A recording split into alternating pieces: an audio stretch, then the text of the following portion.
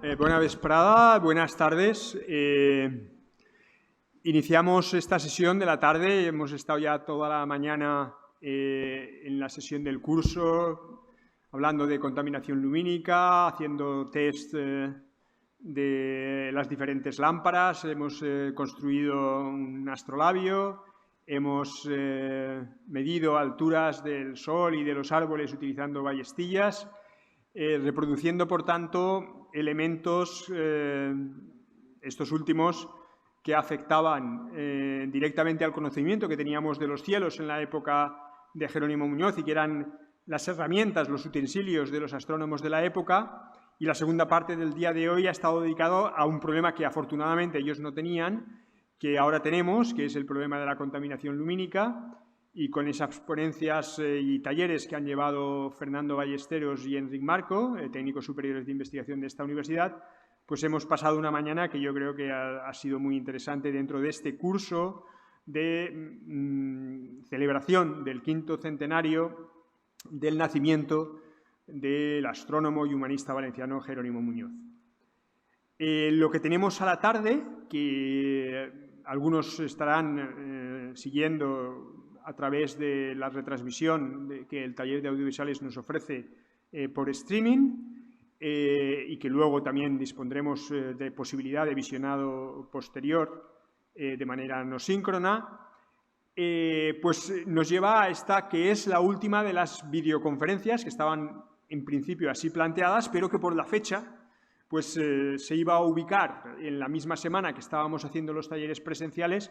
Entonces teníamos una oportunidad de oro de olvidarnos del Zoom, que de vez en cuando es agradable para estas cosas, mantener la posibilidad de que las personas que ya tenían comprometida su actividad o que son de fuera y que no podían quedarse a la tarde, pudieran en tiempo real visualizarla a través del servicio que nos está ofreciendo la Universidad de Valencia y el taller de audiovisuales de streaming. Y yo creo que también ha servido para que demos un colofón a este curso también con este tipo de actividad que está abierta al público y que ha sido anunciada, por ejemplo, en la Sociedad Española de Astronomía, y nos pueden estar siguiendo desde diferentes lugares de España. Antes de presentar a la ponente, que es para mí un honor tenerla aquí hoy con nosotros, lo que me gustaría es también, comentábamos ahora viniendo con Fernando Ballesteros, que cerramos un ciclo con la conferencia de hoy, porque efectivamente la primera conferencia fue la más histórica. Teníamos al profesor Víctor Navarro, que está hoy aquí con nosotros, centrado en la figura de Jerónimo Muñoz y un poco de los albores de la revolución científica en España. Y hoy tenemos pues a Victoria Rosselló Botey, la doctora Victoria Rosselló Botey, que hizo la tesis precisamente en Historia de la Ciencia bajo la dirección del profesor Víctor Navarro allá por 1999, es decir, que ya en el siglo pasado. Una tesis que luego se publicó, no voy a hacer spoiler porque sé que nos hablará de esa publicación, que es una publicación muy bonita, sobre la ciencia española en los siglos XVI y sobre todo XVII, ¿no? Y eso es un poco lo que le pedimos que nos contara, desde la perspectiva y desde el enlace de cerrar el ciclo con Jerónimo Muñoz, ese ciclo que lo hemos llamado Midiendo el Universo, porque al fin casi todo es medir el universo de una manera o de otra.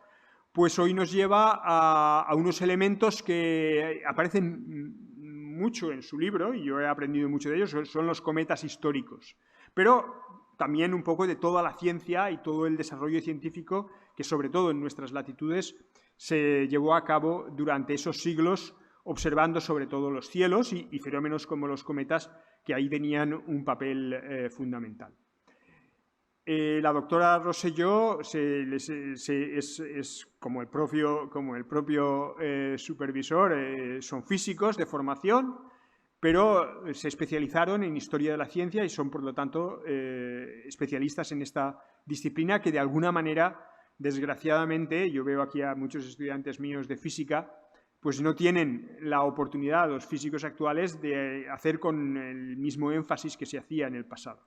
Creo que esto es un error de los planes de estudio. Tratamos de rehacerlo algunos que tenemos un poco esta manía, pero que somos amateurs a nivel de historia de la ciencia en nuestras clases, ya sea de astrofísica, de física teórica, de óptica, etcétera. Pero yo pienso que es un peso que antes estaba claramente determinado en los currículums y que ahora, desgraciadamente, se ha perdido. Por lo tanto, ese aspecto de historia lo queríamos recuperar también en este curso, que sirve también, y me sirve esto también para sobre todo, los que lo estáis haciendo como microcredencial, entender que eso es una titulación simple, pero propia, reconocida en Europa, de la cual todavía no tenemos mucha experiencia, pero desde luego, y ahora os miro a vosotros, es una línea clara y evidente en los currículums que cuando, no sé, os presentéis a alguna plaza donde haya un punto en el baremo que sea evaluación de cursos, pues un curso como este tiene un peso porque está reconocido por 3 ECTS en toda Europa. Volviendo a la doctora Rosselló, evidentemente con esa trayectoria, pues uno lo que no se imaginaba es que iba a acabar de Mujer del Tiempo. Pues es la Mujer del Tiempo, ya lo era con Canal Nou, y ahora afortunadamente, y esperemos que por muchos años, con la nueva televisión valenciana, que lleva ya funcionando unos cuantos años, con Apunt Media,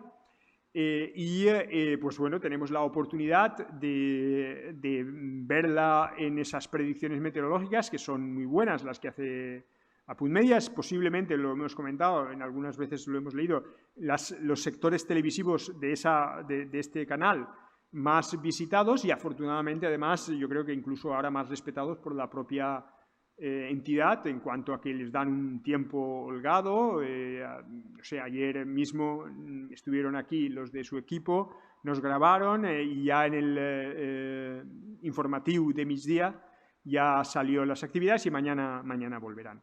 Por lo tanto, ese es el trabajo que nuestra ponente tiene.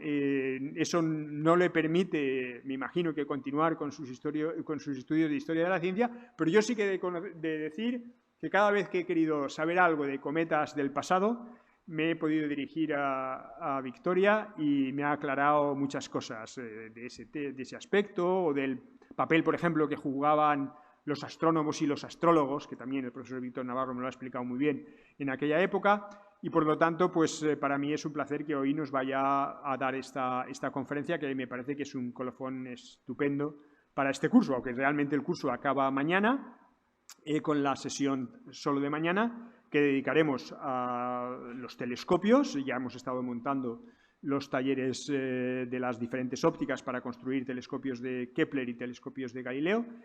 Y la última sesión será medir el diámetro o el perímetro de la Tierra utilizando la técnica que hace 2300 años utilizó Eratóstenes, y ver si nos sale lo mismo, o si somos capaces de hacerlo. Lo único que pasa es que en vez de obeliscos gastaremos palos de selfie, pero ahí les dejaremos plantados.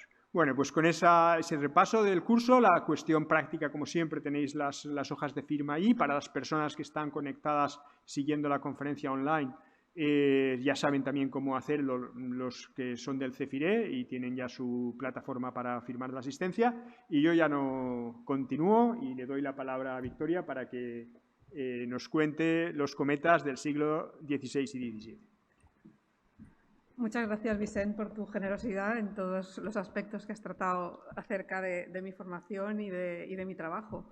La verdad es que es un orgullo hacer el colofón de este curso, porque quien lo inauguró fue mi director de tesis, que me introdujo en este mundo de la historia, que aprovecho también para reivindicar, como ha hecho Vicent, porque sobre todo para un científico, si lo hace sobre todo en mi caso, supongo que si se puede seguir cursando, que no lo sé, se hace al final de la carrera, y te da una perspectiva muy enriquecedora ver todo lo que has tratado después de la física teórica, de la astrofísica, de todas las disciplinas que puedas haber cursado, meterte en la historia del pensamiento, de la historia del conocimiento científico, te da una perspectiva muy enriquecedora y que te ayuda a ver, digamos, todo lo estudiado de una manera tan pragmática, le da otra manera de ver las cosas. Me toca hablar de los cometas en el siglo XVI, en especial el papel que desarrollaron o que tuvieron en el nacimiento de la nueva ciencia, el cambio de paradigma científico que, como todo el mundo puede suponer, no fue, y como hemos visto aquí mismo, no fue una cosa fácil, nunca lo es. Eso también a los científicos nos cuesta verlo desde nuestra postura actual, mirar al pasado y pensar cómo no fue más fácil hacer una transición desde una manera de ver el mundo a otra. Y es siempre un camino muy tortuoso y con muchos obstáculos, y que además de personas clarividentes y de grandes genios, digamos, hace falta que haya un contexto favorable y una cultura y una serie de factores que, si no se dan, pues hacen el camino mucho más lento. Empezaré refiriéndome un poco a lo que es, bueno, primero un poco de contexto que todos conocen respecto a la revolución científica, que es el terreno en el que se ha movido históricamente, en el sentido histórico, este curso, en que los cambios más dramáticos, como sabemos, afectaron a la física y a la astronomía. Se trataba no solo de nuevos conocimientos acerca de la naturaleza que fueron surgiendo, nuevas observaciones, nuevos métodos. Los instrumentos proporcionaron observaciones nuevas que había que interpretar dentro del marco vigente. Nueva organización de la actividad científica. Este cuadro a mí me gusta mucho porque Copérnico hablando con Dios es una buena manera de introducir el tema. La revolución astronómica supuso el nacimiento de la física, como saben. Copérnico, Galileo y Kepler fueron los principales artífices, y ellos tres tienen en común el rechazo al principio de autoridad, léase la filosofía natural aristotélica, reivindicar el papel de la observación, que fue un evento clave en el desarrollo de la revolución científica y el nacimiento de la nueva ciencia, y elaborar el concepto moderno de experimento, que no existía para Aristóteles, que era el que, digamos, marcaba las líneas del pensamiento físico. Filosofía natural, se entendía la física como filosofía natural, physis es conocimiento de la naturaleza. Se ocupaba básicamente del cambio, que es el rasgo más característico de la naturaleza, y tenía como objetivo comprenderla mediante el examen de las causas, que esto a nosotros nos es muy ajeno, pero los científicos o los pensadores que vivieron en el momento de la revolución científica tenían que, o su marco de pensamiento todavía funcionaba en el examen de las causas, las 4 causas que generaban en este caso los cambios en la naturaleza, siendo la más extraña o más ajena para nuestra manera de ver la causa final, la finalidad última. Las cosas sucedían en la naturaleza porque tenían como una intención hacia algo. La semilla tiene como causa última convertirse en árbol. Este tipo de razonamiento, visto en el momento, fue muy difícil de vencer hasta que hubo una mente, que ahora veremos enseguida, que cambió esta manera de ver, y luego hubo que ir convenciendo al resto de practicantes de la ciencia. Ya hemos visto que el universo está formado por 4 elementos: tierra, aire, agua y fuego. Cada elemento tenía una cualidad asociada y una tendencia a su lugar natural.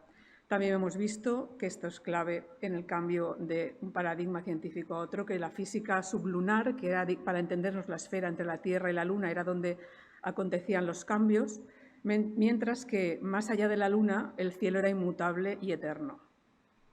Una característica también propia de la física aristotélica, que recuperará o que incorporará la nueva ciencia, será el conocimiento práctico. Para Aristóteles, la tecné, la práctica, la experiencia, no sirve para explicar los fenómenos naturales. Esto es un resumen, lo paso rápido porque ya nos lo explicó el profesor Vicent Martínez, el esquema de la cosmología aristotélica. Son esferas concéntricas, geocéntricas, la Tierra en el centro. En ese pequeño espacio entre la esfera de la Tierra y la Luna es donde tiene lugar el mundo celeste, el mundo que cambia, y a partir de la Luna tenemos el mundo más allá de las estrellas, donde todo es eterno a partir de la Luna, mejor dicho. Los orbes, que pueden parecer una cosa, no sé cómo llamarla, digamos que tienen una razón de ser aparte La solidez de los orbes tiene una razón de ser dinámica, porque explican la dinámica, quién es el que mueve a cada planeta, y digamos que esa es su razón de ser, más allá de que pueda ser un poco curioso, por decirlo de alguna manera. Entonces hemos dicho que Aristóteles en el cielo clasifica el mundo sublunar corruptible, el mundo entre sublunar y supralunar. El sublunar es el corruptible, donde tiene lugar el cambio. Más allá de la luna hay una especie de quinta esencia que luego se llamará éter, que es de lo que está compuesto. Los cuerpos celestes se mueven siguiendo el movimiento circular y son transportados por esferas cristalinas. Esto sería una descripción clásica del sistema tolemaico, que es el geocéntrico, siguiendo la cosmología aristotélica. En el siglo XVI suceden una serie de eventos, además contemplables a simple vista. El primero de ellos es la supernova de 1572. Estos son los restos que hoy quedan. Parece ser un siglo, el XVI como el XVII, como muy proclive a que haya muchos acontecimientos en el cielo. Estadísticamente son muchos. Parece que haya o hay una tal profusión de nuevos apariciones o de nuevos fenómenos observables que a la fuerza hacen reflexionar sobre el contexto científico. Tycho Brahe estudia en su observatorio en la isla de Ven, con sus extraordinarios instrumentos y gigantescos instrumentos, ubica la posición de la nova en Casiopea, publica su trabajo y explica sus observaciones, las comparte con otros científicos del momento. Fue una nova visible, creo que se llegó a ver como Venus, es decir, la podía contemplar cualquiera, una estrella que de repente apareció en un sitio donde no podía aparecer según la cosmología aristotélica. Ya saben que el sistema de Tycho Brahe fue un poco la combinación que hizo más asumibles las apariencias que se observaban en ese momento, aunque tenía muchos otros problemas, entre ellos no permitir la solidez de las esferas. En este caso se mantiene la inmovilidad de la Tierra, pero es el Sol el que gira alrededor de ella y alrededor de los planetas mayores. Este estudio, esto es un resumen resumidísimo del estudio que hizo el profesor Víctor Navarro sobre el libro sobre el nuevo cometa.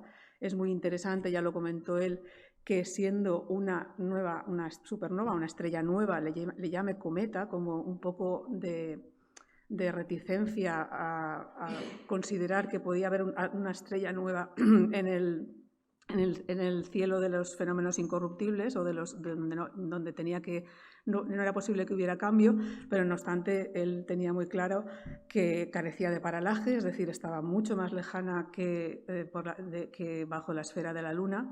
Determinó sus coordenadas, determinó con precisión las distancias a alfa, beta y gamma de Casiopea. En dos de las medidas solo se alejó un grado, cerca de un grado, según Clark y Stephenson en estudios del 72, y lo que comentaba, a pesar de que le parecía una estrella, le llamó cometa, porque había que buscar la interpretación del fenómeno todavía en causas naturales. Esto es una anécdota que me pareció muy curiosa. Esto es el escudo ducal de Gandía, un rosetón, el escudo ducal. El escudo ducal lleva una estrella desde el siglo XV y fue manipulado añadiéndole una cola, una estela caudata, porque en 1572 coincide con la muerte de San Francisco, el jesuita, el célebre jesuita, patrón de la ciudad. Y entonces aquí entramos también, o es la primera vez que vemos una significación astrológica, la intención o la manera de asociar la aparición, en este caso, de un cometa, que no lo era porque en principio era una estrella, a un evento, a un acontecimiento en que los humanos se verán afectados. Esto es un estudio que ha hecho Josep Emili Arias Miñana de la Asociación Valenciana de la Safor. El cometa de 1577 también fue observado en multitud de puntos de Europa, fue visible y de hecho tenemos desde el estudio de Tycho Brahe, que de nuevo siguió su trayectoria y estableció que tenía una trayectoria circular, y luego los pronósticos que se hicieron a lo largo de Europa. Aquí hay un dibujo un periódico de Praga y el dibujo en un panfleto en Barbastro. El notario hacía este comentario, que era: muy mal señal, escasa cosecha, muerte del príncipe Carlos y de don Juan de Austria. Desde el principio aparecen señalando el pronóstico de eventos de todo tipo. Que esto ahora también lo explicaré y también lo explicó el profesor Navarro, lo explica muy bien en su obra, la diferencia entre, sobre todo en este estadio, en el siglo XVI, hay una diferencia clara entre astronomía y astrología.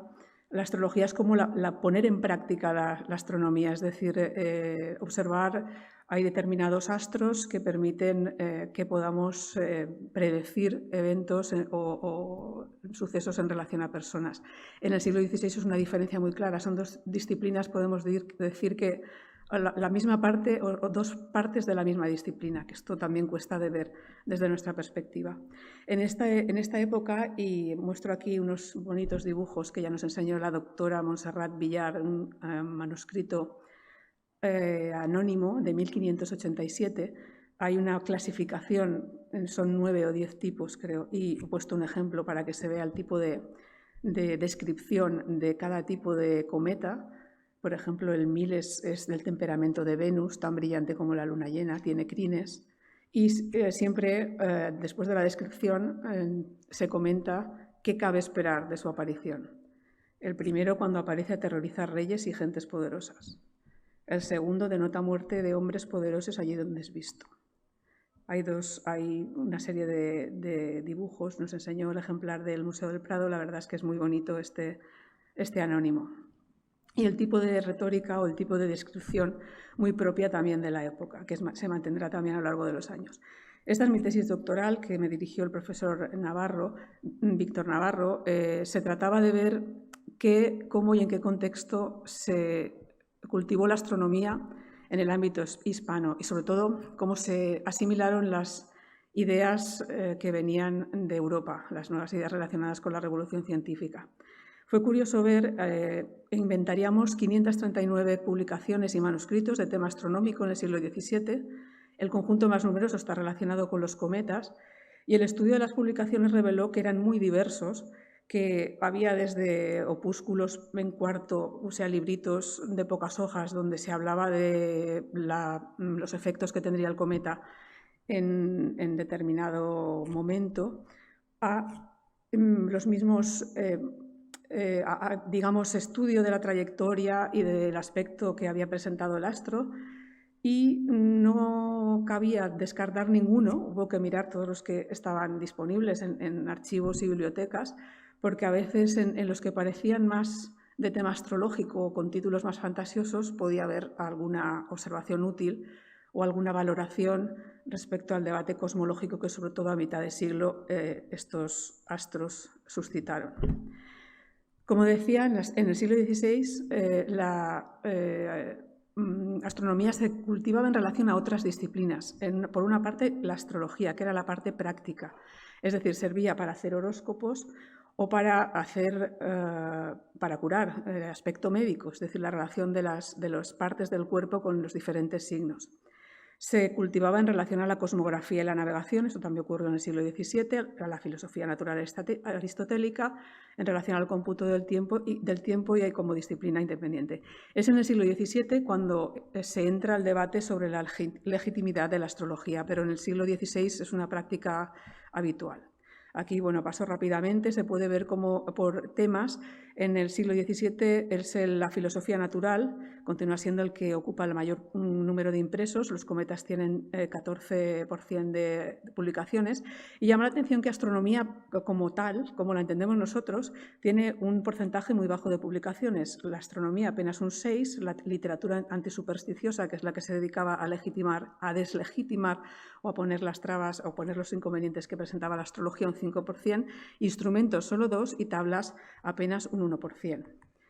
La astronomía como tal en este siglo la encontramos en los compendios de arte de navegar, que tienen siempre una introducción astronómica, en la esfera, en concreto la de José Zaragoza, que también veremos su obra relativa al cometa, que es una introducción a la astronomía, digamos, divulgativa, pero de un nivel que no es tan, digamos, que está elaborada y da a conocer las diferentes hipótesis de sus contemporáneos. También se enmarca en lo que es la ciencia jesuítica, que es importante en este siglo XVII, sobre todo en España, que es el artífice de la asimilación de la nueva ciencia.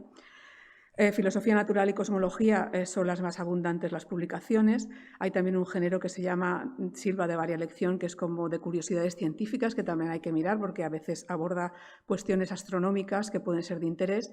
Y luego también hay una serie de literatura muy abundante y que a veces también tiene algún comentario astronómico de interés, aunque ya menos, ya es material más para hacer un estudio de tipo sociológico. Pero se tratan... En el pronóstico de sucesos, pronósticos lunarios, cometas, hay ciencia popular, calendario, cómputo eclesiástico, fases lunares. Los lunarios se basan en las predicciones a partir del movimiento de la Luna y esto tiene una línea temporal que llega hasta nuestros días. El calendario zaragozano, al fin y al cabo, es una herencia de este tipo de literatura. En 1604 aparece otra supernova. Este es lo que queda de ella. Kepler le dedica este estudio, observa su posición, la sitúa en Ofiuco y comparte también las observaciones de sus contemporáneos.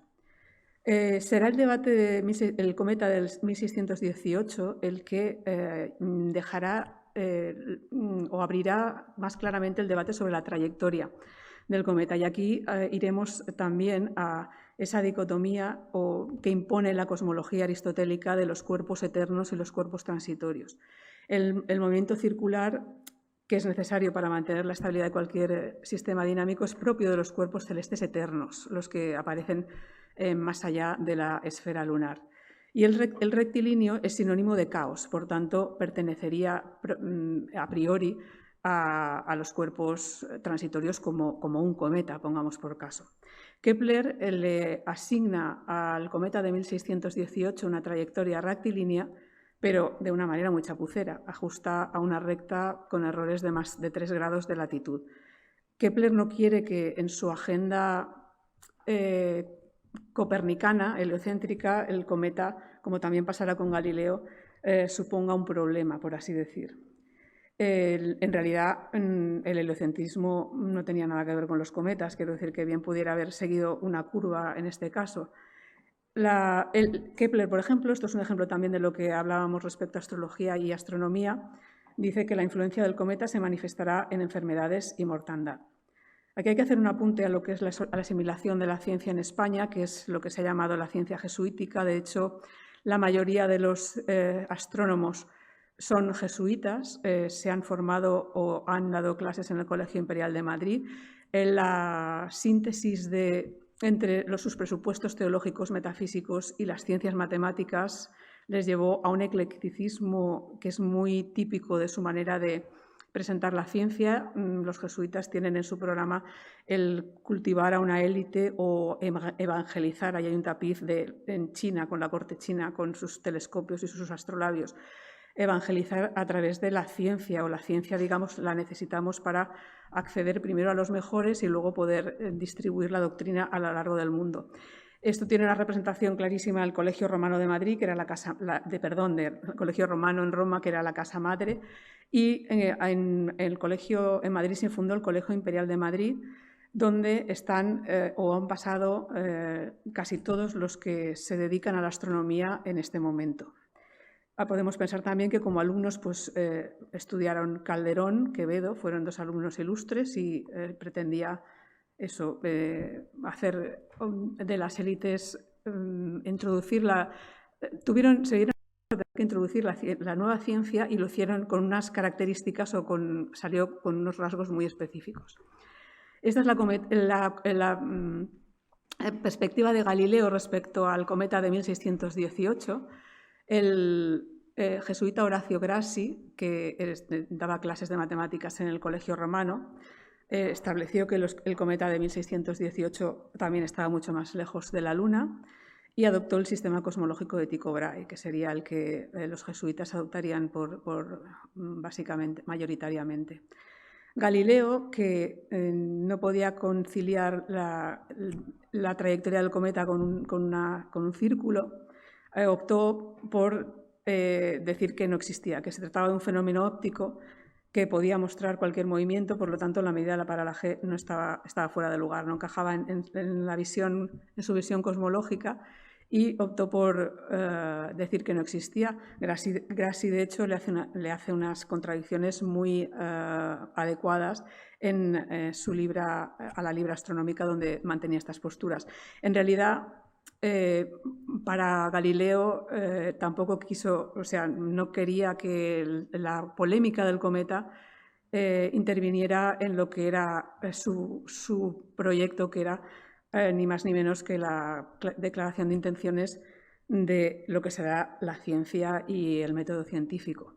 En el Saggiatore, que supone la fundación de la ciencia moderna, dice la frase célebre del libro de la naturaleza: está escrito en el lenguaje de las matemáticas, hay que descifrar el código y descubrir las leyes que gobiernan los fenómenos.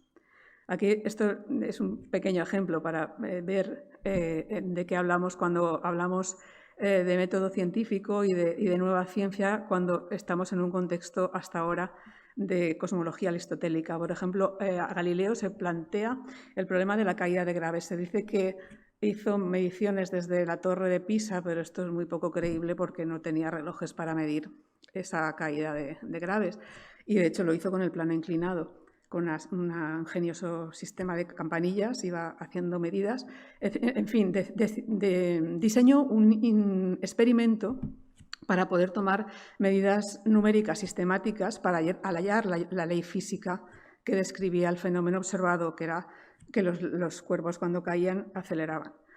Para Aristóteles, este problema se hubiera afrontado de una manera cualitativa, con la causa final, que es que un cuerpo que cae tiene como causa final buscar su lugar natural, que es el centro del universo.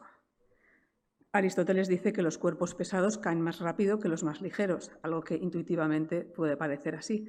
Pero cuando Galileo, con sus medidas, su experimento, llega a la ley física que describe el fenómeno, establece que en el vacío todos los cuerpos caen con la misma velocidad, que es proporcional al tiempo de la caída, cosa que los astronautas que cuando llegaron a la Luna, en honor suyo, demostraron tirando el martillo y la pluma, que cayeron a la vez. El cometa de 1618, hemos visto, supone un desafío a las observaciones y, digamos, hay esta dicotomía de planteamientos, estos dos planteamientos. Gassendi adopta la trayectoria rectilínea y sus ideas sobre la inercia le abocan a defender que es uniforme el movimiento. Seth Ward rechaza el concepto de universo infinito de Gassendi y concluye que la trayectoria ha sido circular. Y Snell propone que son las emanaciones solares la causa del cometa. La cuestión de la causa también es muy controvertida en esta época. Este profesor de matemáticas del Colegio Imperial de Madrid observa el cometa de 1618 y tiene un tratado en el que se hallan las observaciones publicadas más completas. El paralaje, por supuesto, le determina que está mucho más allá de la Luna. Utiliza o acepta el sistema de Tycho con un orbe específico para el cometa entre Mercurio y Marte. Dice que ha seguido una trayectoria rectilínea, pero que pudo haberse situado a la región sublunar al inicio de la trayectoria. Este tipo de razonamientos son propios de lo que comentábamos de la ciencia jesuítica. Ha seguido trayectoria rectilínea, pero al principio pudo haber sido sublunar, aunque no lo es porque el paralaje demuestra lo contrario. Hace observaciones de la cola y de la cabeza del cometa. Estos dibujitos es como ve el cometa. Ha podido distinguir esta estructura. Este tratado del cometa del 18 es de un discípulo de Galileo. Él dice que si los orbes fueran sólidos se producirían refracciones múltiples. Ya comienza a ponerse en duda la solidez y la existencia, de hecho, de los orbes. Sigue manteniendo que los excéntricos y epiciclos reproducen el movimiento de los astros, pero que no tienen entidad física, que los orbes son innecesarios. Giambattista Riccioli es el astrónomo más importante de mediados del siglo, que sobre todo su obra enciclopédica contiene todas las observaciones del momento y todos los autores. Digamos que es una especie de compendio de toda la astronomía hasta ese momento. Y me gusta aquí resaltar su portada, que es toda una declaración de intenciones. Es la de la izquierda, es un grabado muy elaborado, muy barroco, que tiene multitud de sentidos. En la ampliación primera está Astrea, que te cita el Salmo 104, en el que dice que la tierra puso Dios la tierra sobre sus cimientos y nunca podrá ser movida. Argos, que es el pastor que tiene 100 ojos en su cuerpo, representa a los astrónomos, a los que observan el cielo, la acompaña. Y ella está manteniendo en una balanza el sistema heliocéntrico y el sistema copernicano. Por supuesto, el que pesa más es el sistema ticónico de Tycho Brahe y el sistema copernicano. El mismo grabado, que es el frontispicio de esta obra enciclopédica que digo desde el siglo XVII, podemos ver, sin embargo, que tenemos a la derecha a unos angelotes que sostienen una luna con accidentes, que no es uniforme, un cometa, Júpiter con sus bandas, Saturno y su anillo. A la izquierda están las fases de Venus y de Mercurio. Y también, cosa curiosa que se veía en el anterior, es que, aunque Argos está diciendo que contemplo los cielos obra de tus dedos, tiene un telescopio cuyo ojo en la rodilla está apuntando al Sol. También es un guiño interesante.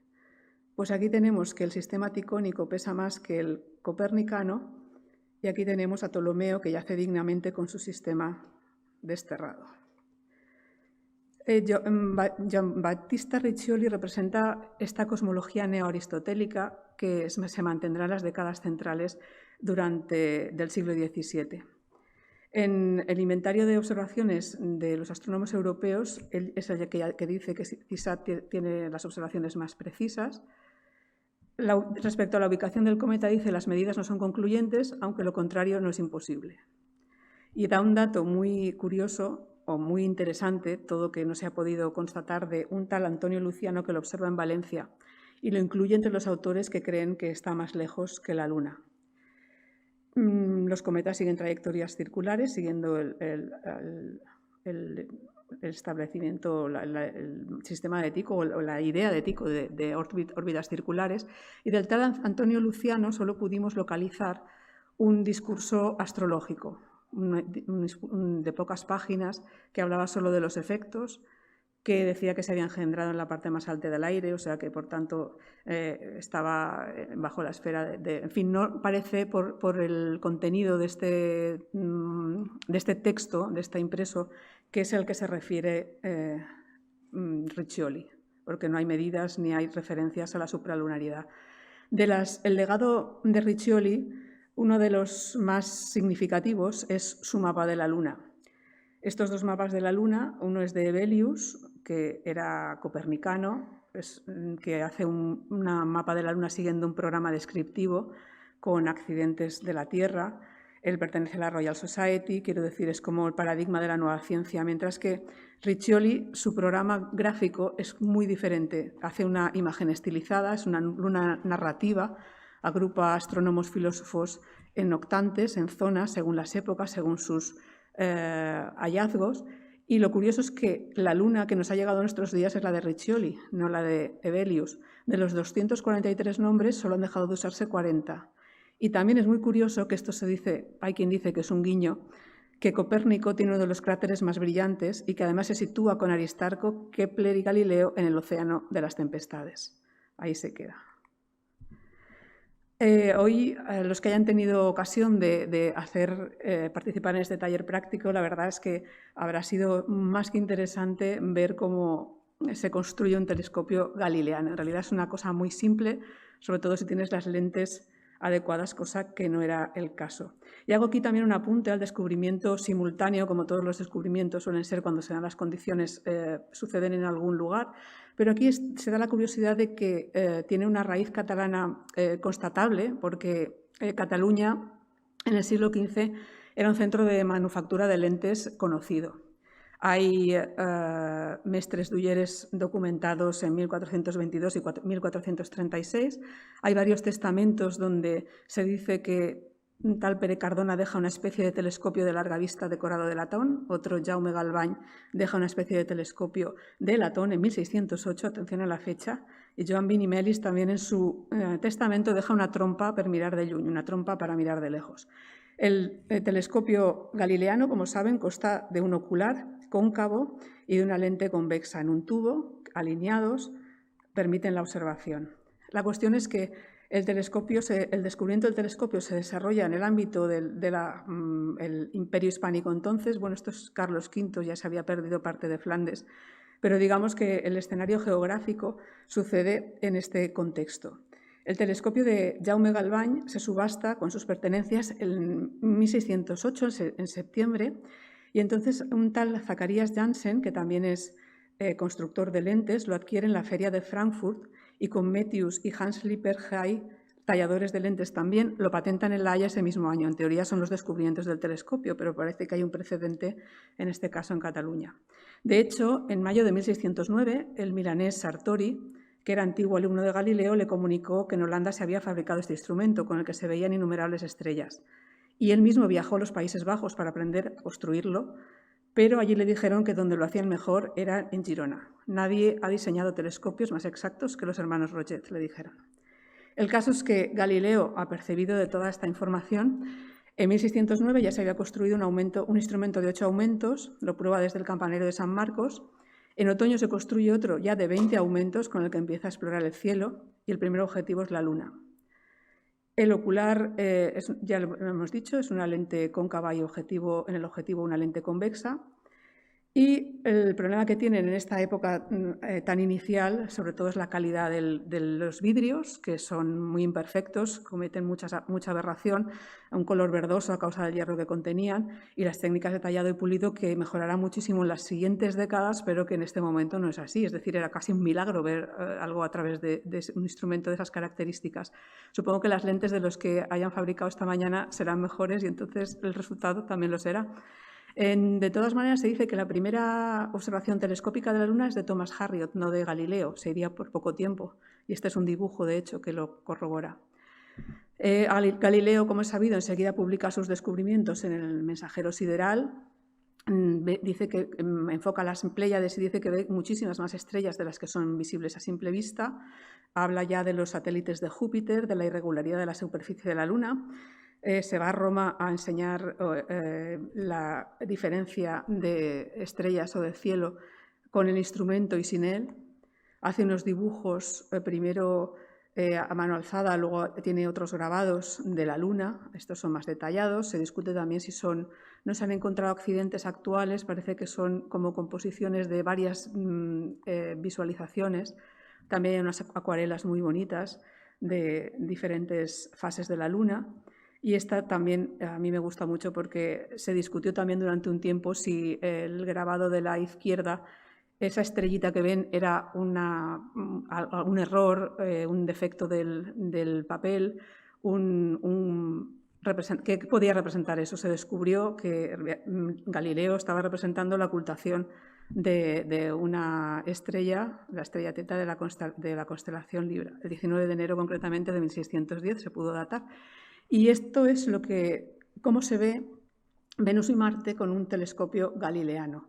Está puesto porque es interesante ver la dificultad que podía entrañar reconocer que se estaba viendo a través de este instrumento. Es decir, no es lo mismo ver Júpiter como lo vemos ahora que con el instrumento que utilizó Galileo.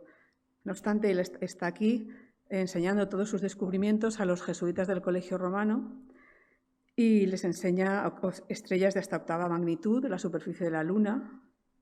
El príncipe Cesi, que patrocina la Academia del Lincei, lo acogió y se decidió que ese nuevo instrumento se llamaría telescopio, en honor a Galileo. A finales de 1610 ya Kepler, Thomas Harriot han podido verificar sus descubrimientos. Y llegados a este punto ya todo el mundo empieza a ver que la física aristotélica no puede asumir una serie de hechos que se están observando a través del instrumento.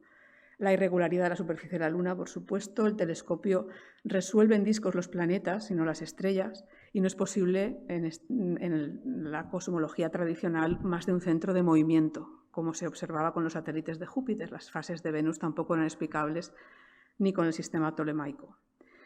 Esto lo he puesto para ilustrar que no, aquello que dije al principio de que no es tan fácil cambiar el paradigma cuando la ciencia es incipiente, hay que convencer y también hay que ser capaz de poder explicar lo que se está viendo. Nada menos que Quevedo escribía: llevaos a esta espía de vidrio, soplón del firmamento, que pues con los ojos en vosotros vemos más de lo que quisiéramos, no la hemos de menester. Aconsejaré a los príncipes dos cosas. La primera, que no oigan los cuentos de los astrólogos. La segunda, que si los oyen por religión no los crean y que por prudencia no los desprecien. El caso es que Kepler introdujo una innovación en el telescopio galileano, que fue sustituir la lente cóncava del ocular por la convexa, hacerla también con una curvatura menor. Esto, en la práctica, lo que consiguió, en lo que se tradujo, es que la distancia focal era mucho mayor. Además, la imagen resultaba invertida, con lo cual, si se quería erigida, tenía que haber otra tercera lente y, en definitiva, los telescopios se fueron haciendo muy largos, pero se consiguieron en este primer telescopio kepleriano 50 aumentos, luego serían más. Entonces vino una serie de oleada de descubrimientos, fue la segunda oleada, en que tenemos unos atlas magníficos, también los enseñó la doctora Montserrat Villar una muestra, el de Francesco Fontana de 1646, que recoge el aspecto de Marte. Se descubren las lunas de Saturno, las fases de Mercurio, detalles de la superficie de Júpiter, también de los anillos de Saturno. Aquí está la solución final de Huygens, pero Saturno fue uno de los problemas más, digamos, difíciles de resolver del siglo. La apariencia misteriosa de Saturno antes de que se le diera o se considerara que eran anillos. Se mide el tránsito de Mercurio, aquí se ve por Pierre Gassendi, el dibujo de la izquierda. También observa el tránsito de Venus William Crabtree. Se empiezan a medir los diámetros de los planetas. También revoluciona la manera de observar los accidentes de la Luna. El telescopio hace que la precisión de los accidentes lunares sea mucho más destacada.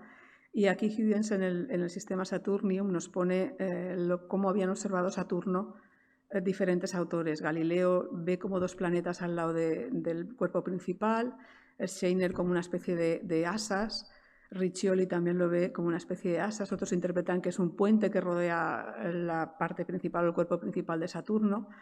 Como digo, la solución definitiva del anillo, de los anillos que rodean a Saturno, vino de parte de Huygens, quien también, y como curiosidad, pongo esta obra póstuma en la que yo creo que es el primero, o sea, de los primeros que postula o que sugiere que hay vida extraterrestre en otros mundos. Cosmoteoros se llama esta publicación, que es muy entretenida. El cometa de 1652 lo que hizo fue abrir ya directamente el debate cosmológico. Había que hallar explicación al hecho de que aparecían en un sitio que, digamos, no estaba previsto, no estaba contemplado por el sistema aristotélico. Y, por ejemplo, Ward en 1653 dice que los cometas son periódicos y eternos y siguen trayectorias circulares o elípticas. La lástima es que es concepción filosófica, no ha sometido a observación la trayectoria del cometa. También hay que tener en cuenta que a veces no eran visibles mucho tiempo, había que tener buenas condiciones de observación, es decir, había que tener un volumen de datos suficiente para poder establecer una trayectoria. Hevelius, a partir de sus observaciones, él sí, en este caso, concluyó que seguía trayectorias rectilíneas y que se trataba de objetos transitorios. Hay un manuscrito de otro jesuita, Claude Richard, que es muy interesante porque entra de lleno también en el debate cosmológico. Aquí hay un dibujo de Hevelius, es un manuscrito, no tiene dibujos, pero muestra las longitudes observadas, su aspecto físico y estructura interna a lo largo de toda su trayectoria. Dice que fue más veloz al principio, su tamaño aparente disminuyó al final, y el color saturnino y ceniciento pronostica sequías, enfermedad y pestes. Creo que no hay ningún escrito o ninguna publicación o manuscrito de astrónomo que haya observado cometas que no haga en algún momento alguna mención a la predicción astrológica. Y aquí ya se plantea directamente el problema de la dinámica, que al desterrar los orbes sólidos de Aristóteles, que nos quedamos sin causa del movimiento, que es lo que hace mover a los astros, que es lo que hace mover a los cometas en este caso.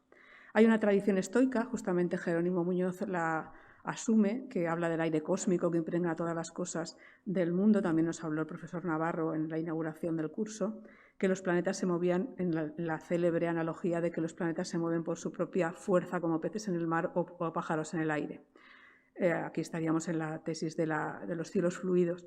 Kepler también intuitivamente proponía un mecanismo físico basado en fuerzas magnéticas, pero hay que tener en cuenta que antes de la formulación de los Principia de Newton no había una explicación dinámica para mover los astros, que sí había en el cosmos aristotélico con esos orbes que eran los que transportaban los planetas.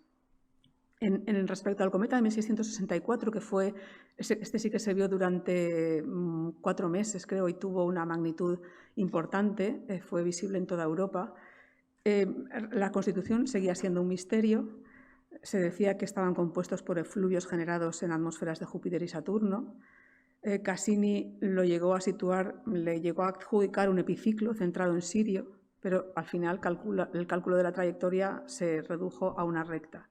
Hooke ya avanza algunas ideas interesantes, como una idea de la gravitación universal, pero de una manera también conceptual, no matemática. Dijo que emitían luz propia y que el núcleo se disolvía lentamente. En el discurso de Zaragoza, el célebre jesuita valenciano, que también ocupó las cátedras de matemáticas del Colegio Imperial de Madrid, él alude al movimiento espiral, que es el que mejor salva las apariencias. Dice, este movimiento espiral fue también muy popular entre los jesuitas. Era también una cosa conceptual en el sentido de que, dado que no había orbes que explicaran que los cometas o los astros se movían con movimientos contrarios, uno el de las 24 horas y otro el propio, se decía que la combinación de ambos era un movimiento espiral, pero claro, no se podía parametrizar en una órbita con esta idea. De hecho, al final la trayectoria, en el caso de Zaragoza y otros astrónomos, se calculaba siguiendo una recta. Calculó correctamente el perigeo del cometa, dijo que se había observado en diversas ciudades y ocultando las mismas estrellas, y dijo que era 10 veces mayor que la Tierra, una cola de 18 grados, y que se formaba al atravesar la luz del Sol el cuerpo del cometa. Curiosamente, Zaragoza es de los pocos que tiene un discurso contra los astrólogos. Es un manuscrito y en él analiza la falta de rigor de los pronósticos y juicios, y es uno de los pocos casos documentados del ataque a la disciplina desde el estamento científico. Los argumentos clásicos son pues, que no hay consenso en los métodos para hacer los horóscopos, la arbitrariedad en la división del zodíaco, la imposibilidad de que un fenómeno en el cielo afecte solo a una zona, y uno de los más importantes, la precesión de los equinoccios, los que hicieron la lista de efectos que cabía esperar según la distribución de las constelaciones. Resulta que unos miles de años después han cambiado, entonces también deberían cambiar esos efectos. Ni eclipses ni conjunciones generan cometas, esto era también una máxima que se repetía. Y luego la discrepancia de las efemérides. ¿Qué tablas coges para hacer tu horóscopo? ¿Las alfonsinas, las proténicas, las de basadas en el Copérnico o las medievales? También deberían salir diferentes efectos. La cuestión es que, aunque todo parezca desde nuestro punto de vista muy, muy lógico, este es el único discurso por parte científico, junto con Flamsteed, que escribió también un texto parecido, pero ambos quedaron manuscritos.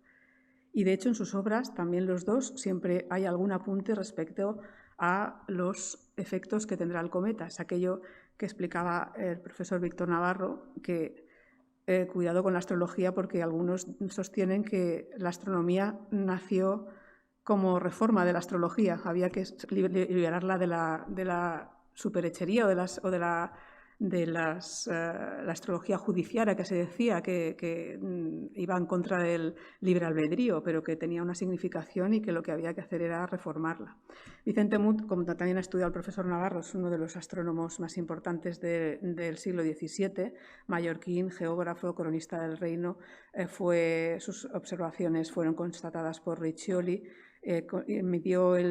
Hizo una medida del diámetro del Sol, tiene un par de de publicaciones al respecto, y también aquí en la que me centro es la que se refiere a la cometa del año 64. Compartió observaciones con Zaragoza, con quien mantenía contacto, y con otros astrónomos europeos. Dice que siempre ha sido supralunar, observar las variaciones de color y diámetro aparente. Y aquí hay una novedad, y es que dice que ha seguido un movimiento rectilíneo pero desviado, semejante a la trayectoria de un proyectil. Aquí anuncia este matiz, digamos, del tiro parabólico, que no deja de ser interesante, aunque tampoco reduce la trayectoria a cálculo.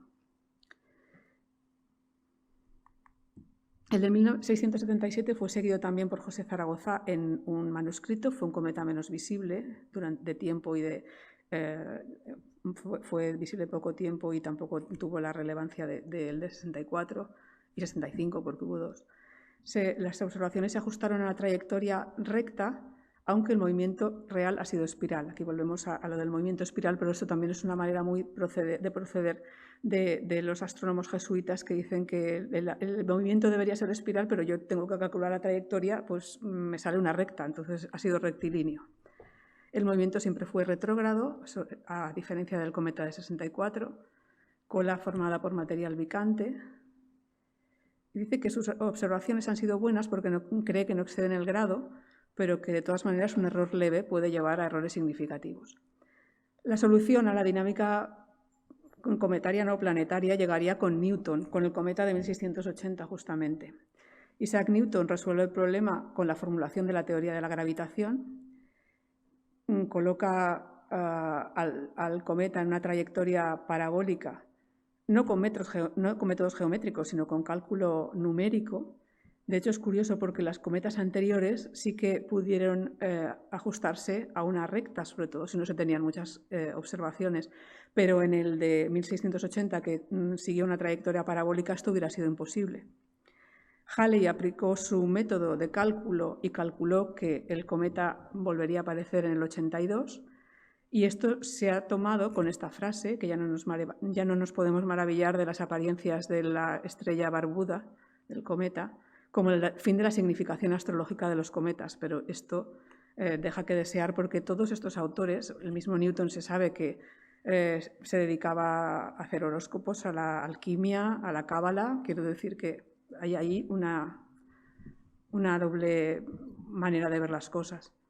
La cuestión es que la ley de gravitación universal, en cualquier caso, elimina la distinción entre el mundo supralunar y sublunar y priva de sentido a la teoría de la influencia celeste en el devenir terrestre, aunque, insisto, continuó creyéndose en este aspecto. Y dotó de razón física las leyes de Kepler, que hasta entonces no la había tenido, por muy ciertas que fueran. Sin embargo, en este punto ya sí que estamos en un momento de la historia científica de España en que, así como los matemáticos europeos están integrando estas nuevas conclusiones de lo que supone el descubrimiento de la ley, o la formulación, mejor dicho, de la ley universal, en España los textos españoles, siguen siendo, se centran en las observaciones físicas. Este es, digamos, el que tiene un poco más de contenido. Vuelve a ser un jesuita otra vez, cátedra de matemáticas del Colegio Imperial de Madrid. Dice que tiene una raya negra en medio de la cola. Esto me ha hecho gracia porque de ese manuscrito anónimo que hemos visto hay uno que tiene una raya negra en medio de la cola, y que le atribuye la refracción, movimiento rectilíneo, color pálido, saturnino, que según los astrólogos parece que tuviera una atmósfera observado con el telescopio. Dice que parecía mucho mayor, con un antojo de 9 pies, un telescopio, y el color era como de aurora no muy encendida. Dice, nos apartamos de lo desvariado y dudoso de la astrología y seguimos lo acertado y científico de los astrónomos. En el ámbito de la literatura popular hubo una serie de debates muy divertidos y muy enconados a veces sobre los que estaban a favor y en contra de la astrología. Hay un debate célebre sobre un abad llamado Juan Bravo de Sobremonte y un tal Alonso Cepeda y Atrada, que discuten en estos términos. El abad dice: los juicios son un embuste y un engaño, una ignorancia mal permitida por las repúblicas. Al señor abad no le penetran las ciencias, aunque haya estudiado en Salamanca o Valladolid. En las garitas de Flandes se aprenden mucho mejor las ciencias que en las calles de Madrid. Y a continuación, el cometa de 1664 significó la muerte de Felipe IV, la invasión inicua de Flandes por los franceses y la pérdida de estas provincias y la guerra con Inglaterra y Holanda. Y muchas veces se convierten es el género literario del momento, del siglo de oro. La sátira es una sociedad en crisis y digamos que esto era también, quiero ver, o se ha dicho que era una especie de divertimento y de ocio, digamos. Bueno, los ataques ridiculizaban predicciones vacías y solemnes y tuvieron también a la par un éxito muy grande los almanaques y pronósticos que tenían unas tiradas mayúsculas. Esto es una sátira. Un tal Beltrán de la Mucha Polvareda, en su pronóstico lunático, dice que por entrar el sol en Capricornio, dicen los árabes, que promete gran cosecha de pesadumbres a los casados y por mirar de trino a Venus, gran falta de pasteles a estudiantes pobres. El otoño será templado en el beber, habrá mucho pan y muy barato, y casi nadie rabiará de hambre. En enero mucho frío en la Sierra Nevada y en marzo frío en Flandes y calor en la cerrajería. Ese tipo de literatura es muy prolífica, muy abundante y estaría bien poder hacer algún tipo de estudio sociológico como se ha hecho en Inglaterra, por ejemplo. Y bueno, con Newton no solo llegó el marco dinámico que hacía falta para poder entender lo que pasaba más allá y más acá de la Luna, que de hecho anuló esa diferencia, sino que también instauró el telescopio reflector, porque los telescopios refractores habían llegado a ser de 46 metros en el caso de Hevelius. Esa imagen lo muestra. Tenía un sistema de poleas y de correas porque resultaba imposible en esa monstruosidad de tubo poder alinear las lentes, pero llegaron a tener esa longitud. El de Hevelius medía 46 metros el tubo. Es decir, que el potencial de estos instrumentos se había agotado ya al final del siglo. Y el nuevo diseño vino de parte de Newton, en que las lentes que refractaban la luz se sustituyeron por espejos que la reflejaban. El telescopio de Newton hizo que se pudiera volver a unas dimensiones razonables e hizo desaparecer la aberración cromática que sufrían las lentes de los últimos grandes refractores. Y nada, hasta aquí lo que quería contarles. Un último apunte. Hevelius, gran astrónomo del siglo XVII, debió su fama en buena parte a la astrónoma Elisabetta, que era su mujer, que era la que hacía las medidas de manera sistemática y llevaba el orden del observatorio, organizaba las observaciones. Se la conoce muy poco, nadie conoce a su segunda mujer, que fue el artífice de que pudiera tener esa calidad de observaciones y pudiera darlas a conocer. Y nada, esto es todo. Muchas gracias.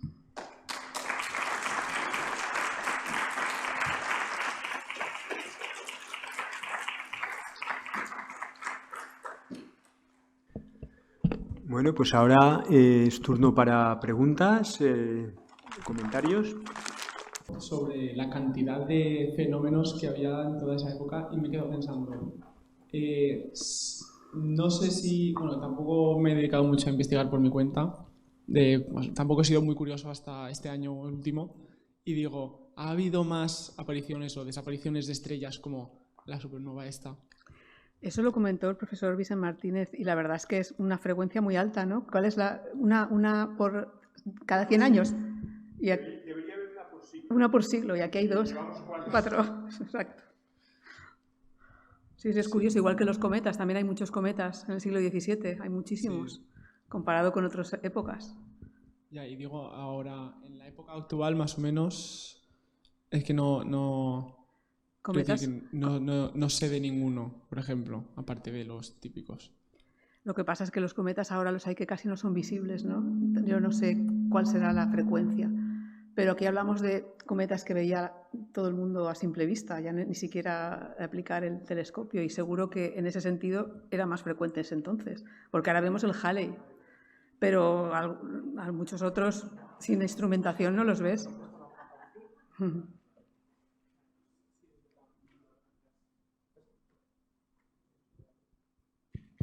Sí, va.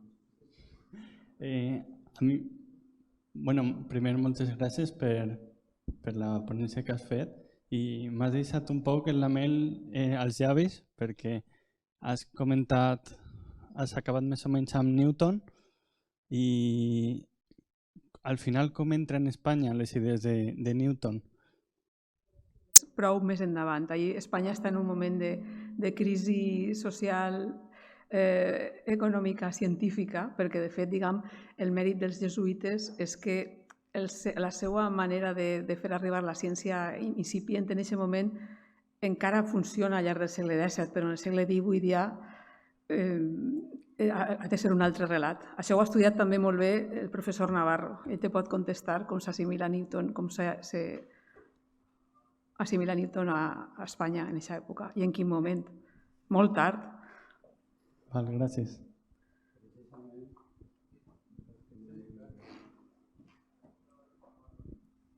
Justament fa un parell de setmanes una deixeble meva ha presentat una tesi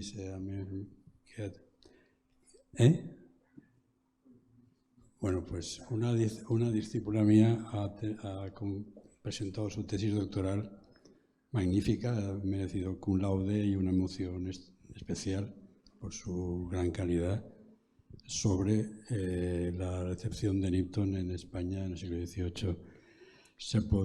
No tardará mucho en poderse consultar, como todas las tesis, online, para el que le interese. La discípula se llama Margarita de Cortázar y es, como digo, una tesis extraordinaria. Hemos hecho, yo le he ayudado, un trabajo formidable sobre todo el proceso de cómo no solamente Newton, sino cómo en el siglo XVIII en España se asume, se apropia la física ya experimental, teórica, etcétera, de influencia newtoniana, pero no únicamente, porque luego pues están los grandes físicos del siglo XVIII, los Bernoulli, Leibniz, Musschenbrock, Clerot, Maupertuis, Jorge Juan, por ejemplo, uno de los capítulos formidables de esta tesis es el estudio que hace Margarita de la física de Jorge Juan, que es uno de los grandes, valenciano también, uno de nuestros grandes científicos de todas las épocas. Aunque en la calle Jorge Juan solo pone Jorge Juan Marino, aparte de Marino, fue un astrónomo, cartógrafo, físico extraordinario. De manera que por eso digo que pronto estará a disposición del que le interese esta magnífica tesis. Yo quería aprovechar para hacer algún pequeño comentario sobre el tema del telescopio y la referencia a Girona y a los Rochet.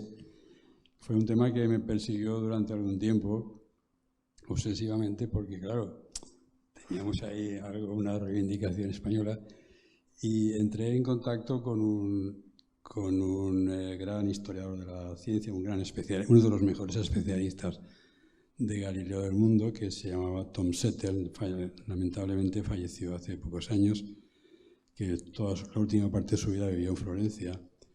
Y Tom me escribió diciendo, oye, me interesa mucho, tal, y tuvimos muchas discusiones.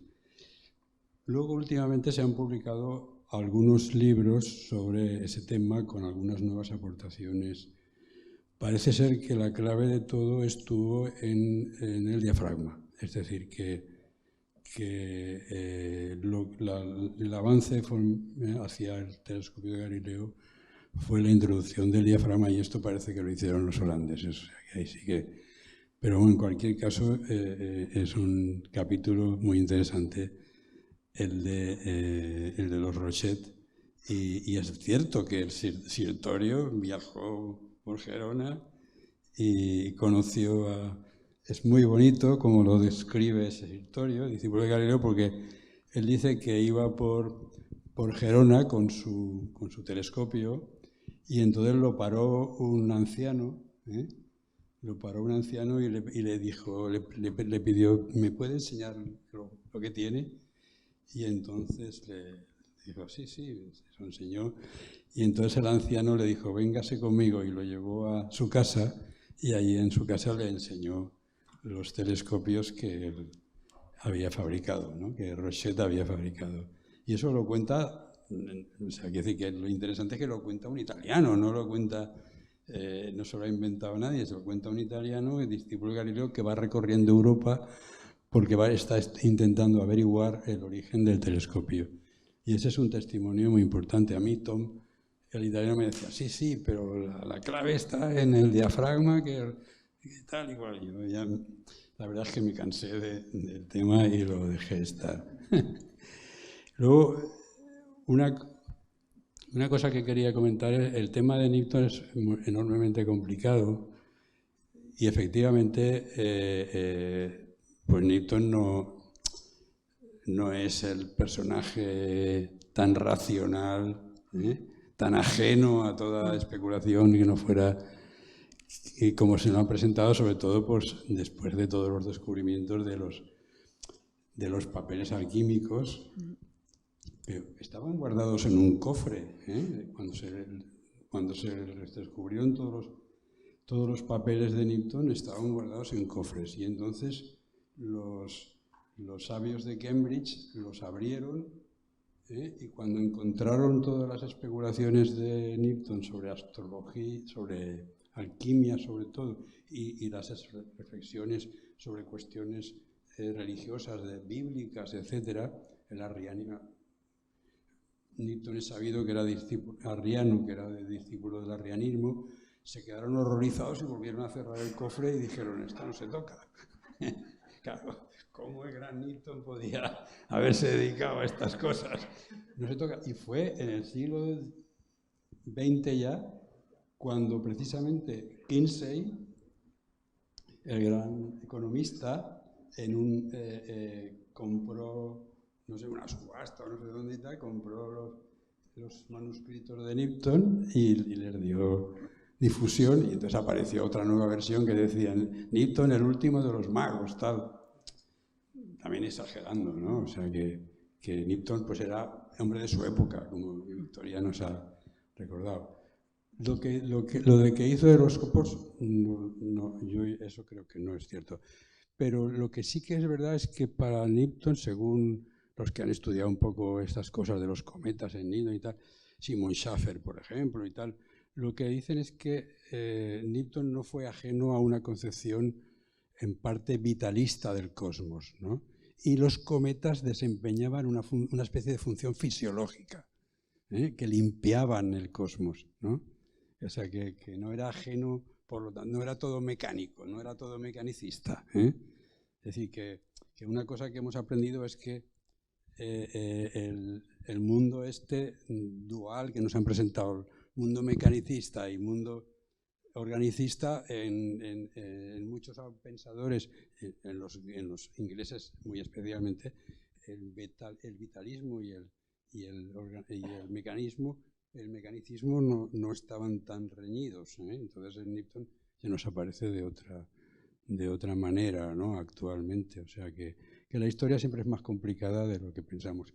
Y como muy bien Victoria nos ha recordado, lo más difícil a veces es meternos en la piel de aquellos autores y entenderlos en su propia época, que es lo más difícil de lo que llamamos la hermenéutica histórica, ¿no? El diálogo con el pasado desde las preconcepciones con las que tú lo miras y tal. Pero bueno, en cualquier caso, me ha gustado muchísimo la charla de Victoria y he repasado cosas y he aprendido cosas nuevas. Muchas gracias, Víctor. Bueno, ahora te paso, Enric, pero también quería decir que como acabo de recibir un correo de Jesús Gallego, que es catedrático de astrofísica en el Departamento de Física y Astrofísica de la Universidad Complutense, dice: una magnífica charla, me ha hecho mucha ilusión conocer, entre comillas, en persona a Victoria, a la cual ya conocía por su tesis doctoral. Un poco lo vengo a decir porque como has comentado, que las tesis son públicas, pues eso sirve para que la gente pueda realmente leerlas y, bueno, pues efectivamente es una tesis ya que tiene muchos años, pero que Jesús Gallego, catedrático del Departamento de Física de la Tierra y Astrofísica de la Universidad Complutense, pues la conoce, la ha leído y de hecho tiene una charla semejante a la tuya y me ha pedido pues entrar en contacto. Aprovecho también para decir que los que nos estáis siguiendo por streaming y si tenéis alguna pregunta, quizá lo más sencillo, porque no lo habíamos programado con el taller de audiovisuales, es que me enviéis a mí un correo durante este ratito, yo lo tengo abierto, igual que ha hecho Jesús, lo podéis hacer vosotros. A mi correo simple es muy fácil, es martinez, sin más, martinez@uv.es, aparte del Vicent.martinez, martinez@uv.es, sirve y bueno, y vamos a seguir con las preguntas el ratito que tengamos, pero si llega también alguna, porque efectivamente hay seguimiento por streaming, pues yo se la leo a la conferenciante, a la doctora Victoria Rosselló. Enrique.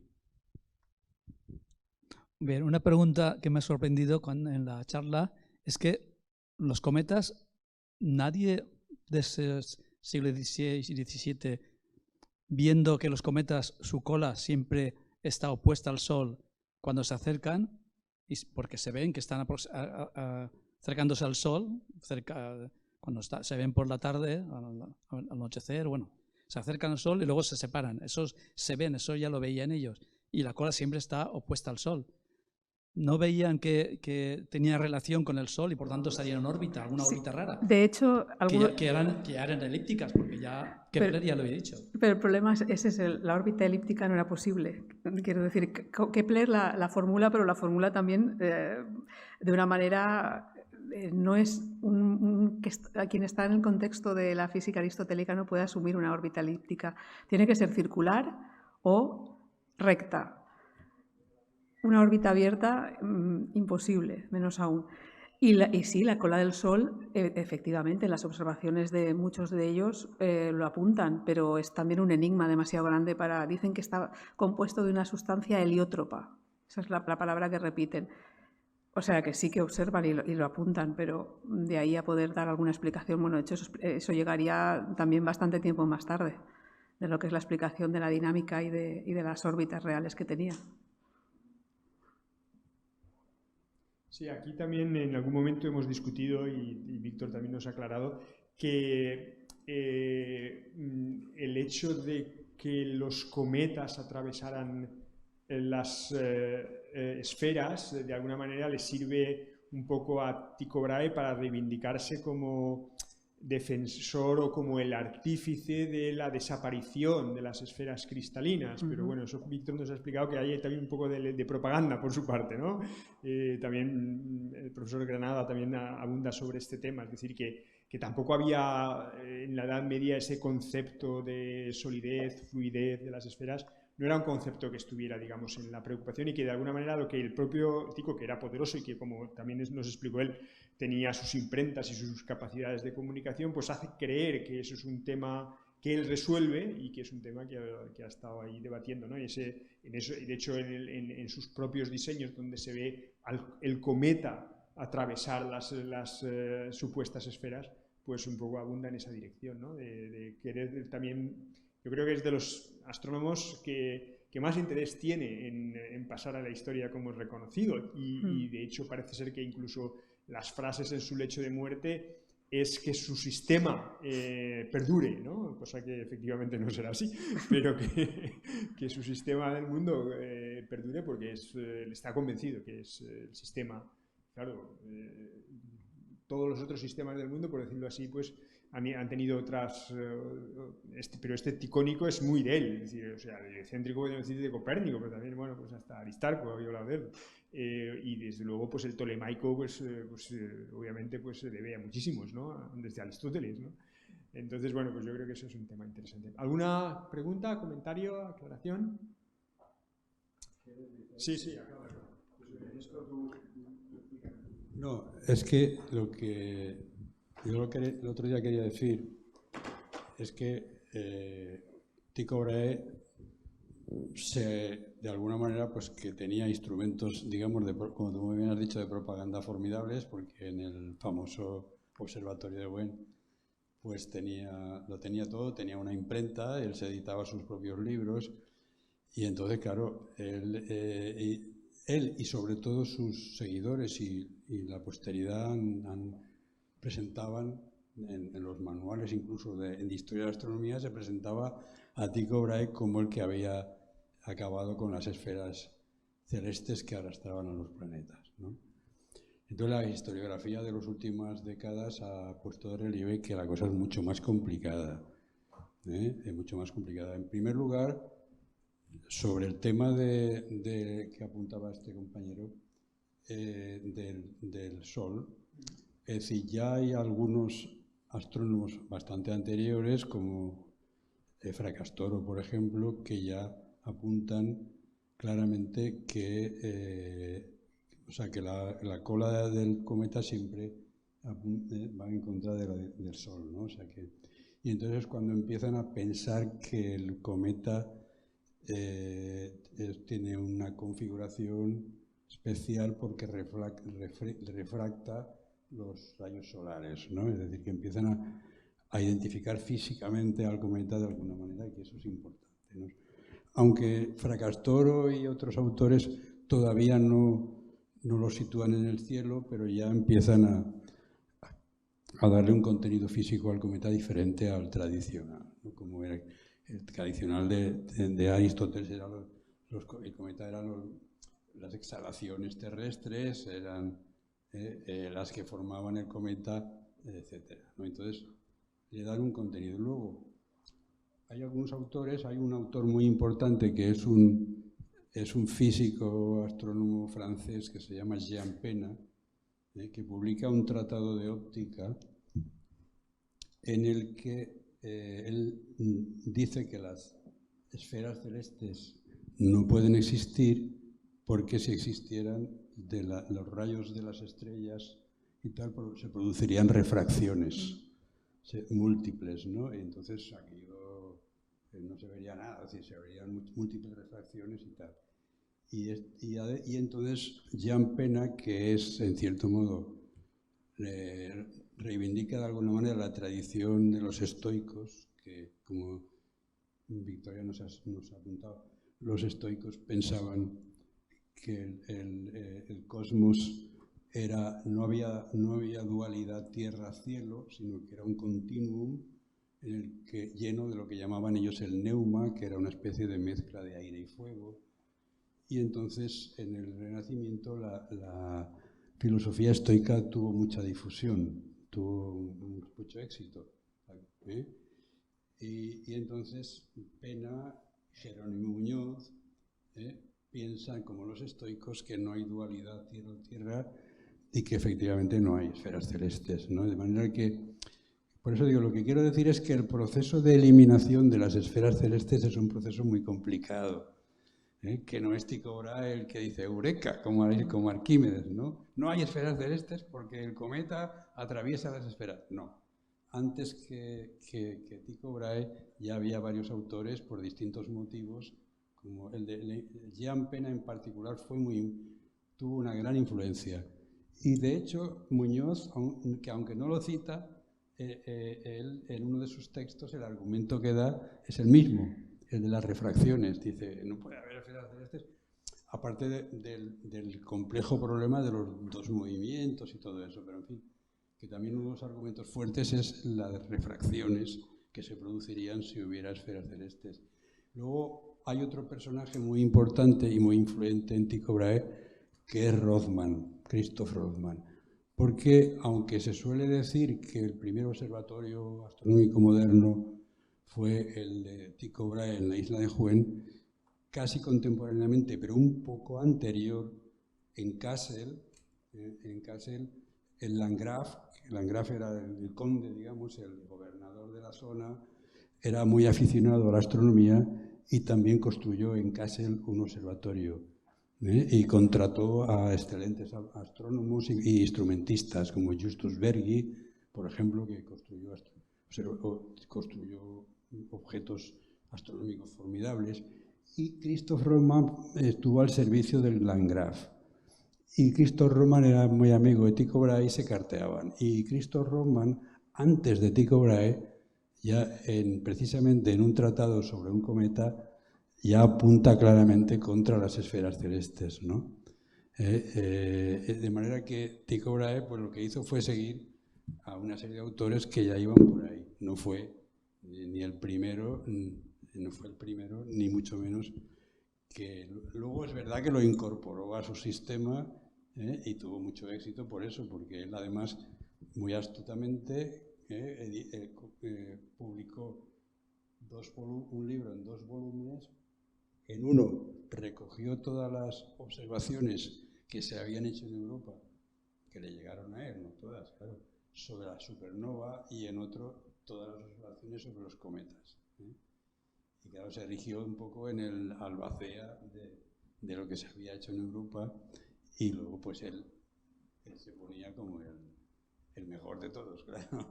Pero bueno, eso sin quitarle el mérito a Tycho Brahe, que fue un tipo extraordinario, y que sin las observaciones de Tycho Brahe, Kepler no podría haber hecho la revolución astronómica. O sea que porque Tycho Brahe, una de sus grandes virtudes es que hasta Tycho Brahe los astrónomos observaban a los planetas en configuraciones especiales, en conjunciones, en la posición, etc.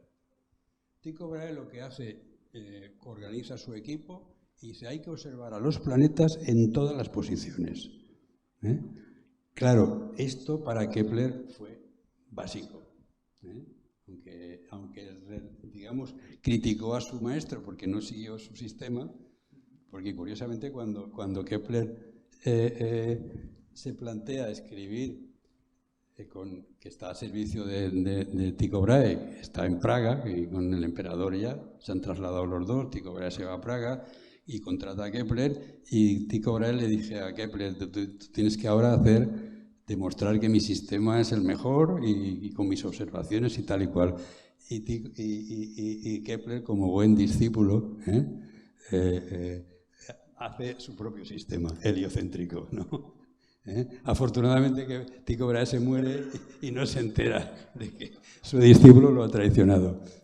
A mí siempre me recuerda eso a las recomendaciones de Bachelard, un gran filósofo francés que leí en mi juventud con mucho entusiasmo, que decía siempre eso: el buen discípulo tiene que adorar al maestro, admirarlo, pero negarlo. Tiene que negar al maestro. En fin, pues que Tycho Brahe, el otro día recordaba la frase de Doris Hellman, una gran historiadora de la astronomía, que decía, ¿fue Tycho Brahe tan influyente como pensaba? No. En definitiva, simplemente es que las cosas son tan más complicadas siempre de lo que parecen. Victoria, preguntan, Chusa Moya, que está siguiendo la conferencia en streaming, dice, en la última diapositiva, que está todavía puesta, hay algo sobre Goya que creo que no has mencionado y me gustaría saber qué es. Bueno, lo veo tan evidente que no es un grabado de Goya, por descubrir el movimiento de la Tierra como estamos. Es decir, refleja la dificultad que tuvo España en ese momento de poder asimilar los descubrimientos que estaba trayendo la revolución científica. Hubo que esperar al movimiento novator, ¿no? Y a una serie de... Pero eso fue mucho después. Muy bien. Pues sí. Hola, buenas tardes. Voy a aprovechar para hacer una pregunta. Esto, claro, es un poco la visión desde Europa, ¿no? De cómo se vieron esos cometas. ¿Hay alguna referencia a cómo otras culturas vivieron, ¿no?, esa aparición de esos cuerpos que no sabían lo que eran? Con otras culturas, la verdad es que en esta época lo dudo. Lo que sí hay es algunos de estos autores que vieron el cometa, pues creo que era, no sé si era Zaragoza, no, Zaragoza estaba aquí, pero algunos de los jesuitas sí que observaron el cometa en Sudamérica o... Correcto, pero otras culturas yo no tengo constancia tendrían su visión, obviamente, pero que haya cultura escrita al respecto, no lo sé, lo desconozco. Gracias. Los jesuitas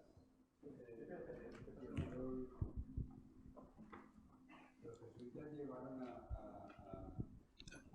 a China la astronomía de Tycho Brahe. De manera que es interesante que en Pekín todavía se conserva el observatorio que hicieron los jesuitas, que reprodujeron en muchos de ellos en hierro forjado, reprodujeron todos los instrumentos de Tycho Brahe. Y entonces lo que intentaron es, digamos, divulgar, y parece que tuvieron éxito, la astronomía, digamos, de tipo oral. Yo eso es lo que sé de China, que hay libros buenos, hay algún jesuita que ha estudiado el caso de China, ¿no?, que es siempre fascinante. En otras culturas, no, la verdad es que hay libros muy buenos, pero no me he entretenido mucho en leerlos. En el caso de México, lo que sí que hubo es, claro, mucha influencia española, ¿no? Y hay un debate, que Historia conoce muy bien también, muy interesante, entre un jesuita de Trento, procedente de Trento, y el astrónomo de la universidad, que además era poeta, gongorino, era un tipo historiador, arqueólogo, muy interesante, que se llama Carlos de Sigüenza y Góngora. Y entonces una polémica muy fuerte porque, curiosamente, el jesuita, que se fue de misionero a México, defendía la astrología. Y Sigüenza la ataca furiosamente. Pero es interesante que él, como catedrático de astronomía, tenía la obligación de hacer todos los años un almanaque. Un almanaque que era las lunaciones, tablas astronómicas y tal, y también algunas predicciones astrológicas. Y entonces él lo hacía todos los años rutinariamente. Y llega un momento en el que hace un almanaque, está harto ya de hacer almanaques y de decir tonterías astrológicas, y lo dice. Dice, este año ya no hago predicciones astrológicas porque no me lo creo, ¿no? Y lo curioso es que la Inquisición lo llamó a capítulo. Y le dijeron que eso que había hecho no estaba bien, que él era un catedrático de astronomía y su obligación era hacer almanaques. ¿Y a qué venía eso de renegar de hacer sus astrologías?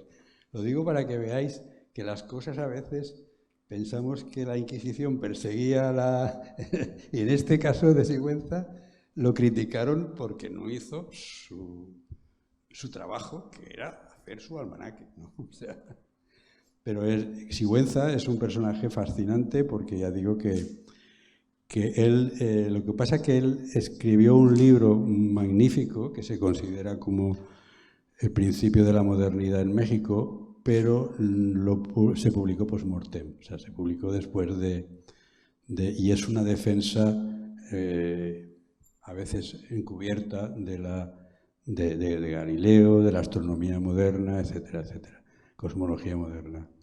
Eso en el caso de México. Yo, la verdad es que el caso de otras culturas, ya digo que hay muy buenos libros sobre las creencias astrológicas y todo eso en otras culturas, pero yo no he tenido paciencia ni tiempo para dedicarme, pero hay libros muy buenos sobre esos temas. Porque al fin y al cabo es el ámbito hispánico, quiero decir. Lo que pasa en México es muy trasladable a lo que está pasando, que es el mismo ámbito, ¿no? No hablamos de otra cultura. Hay un libro que... Eres María Luisa, ¿no? María Luisa, hay un libro en Cambridge University Press de Cronk que se llama Los cometas desde la antigüedad hasta 1799. Cometography Ancient 1799 en Cambridge University Press. En ese libro encontramos una referencia a una observación llevada a cabo desde Filipinas, quizá por los jesuitas, pero no está especificado dónde, publicada en una especie de obra enciclopédica de estas que a principios del siglo pasado y finales del anterior, del XIX, se hacían, las grandes enciclopedias, que se llama The Philippine Islands, 1493-1898. Son 55 volúmenes de esos que los ricos tenían en sus casas, ¿no?, sobre la historia de Filipinas. Y a través de los manuscritos, en el volumen 18, publicado en 1904, por ejemplo, nosotros en el observatorio tenemos la enciclopedia hispanoamericana, que es del mismo año, ¿no? O sea, son unos libros que el director del observatorio de Tarazona le gustaba tener. Bueno, pues en ese volumen se lee: en la mañana del 11 de noviembre de 1618, uno de los cometas que nos ha comentado Victoria, un cometa fue visto. Tenía una cola de color plateado, con un ligero tinte ceniciento y una forma extraordinaria. Al principio era como una trompeta, después como una katana, con el filo hacia el sudoeste, y al final apareció con forma de palma. Dibujos semejantes a esta descripción del cometa de 1618 hay en Portugal, en Valencia incluso, y es sorprendente porque cuando tú haces esta descripción prácticamente lo puedes dibujar sin haberlo visto, ¿no? Con esto de la katana, la palma y tal, ¿no? Y efectivamente, pues seguramente es un cometa que está visto desde, pues en este caso desde el hemisferio norte, tanto en Europa como en este caso en este texto enciclopédico, que por supuesto no es astronómico, de Filipinas, ¿no? Entonces es curioso y me parecía interesante dar esa aportación. Vale, pues ¿alguna otra cuestión? ¿No? Pues yo creo que agradecemos una vez más a Victoria y los comentarios eruditos de Victoria Rosselló y Víctor Navarro, que nos han hecho disfrutar esta tarde a todos. Muchas gracias. Gracias.